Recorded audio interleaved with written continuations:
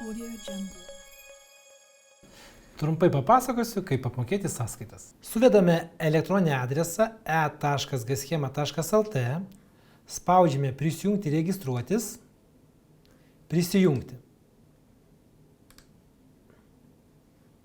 Atsidarome skiltį sąskaitos faktūros, susižymime norimas apmokėti sąskaitas faktūras, spaudžiame mokėti, pasirenkame per kurį banką ir toliau sekame mokėjimo instrukcijom.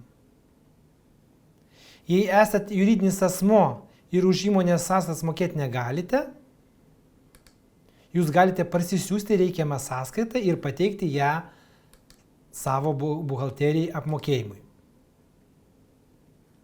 Jei norite, kad sąskaitas atsiųstume jums elektroniniu paštu, jums reikia užeiti skiltį Mano įmonės informaciją ir anketos apačioje nurodyti elektroninį adresą, į kurį norėtumėte gauti sąskaitas faktūras. Čia galima nurodyti iki 3 elektroninių paštų. Taigi, nieko sudėtingo, kviečiu greitai ir patogiai apmokėti sąskaitas.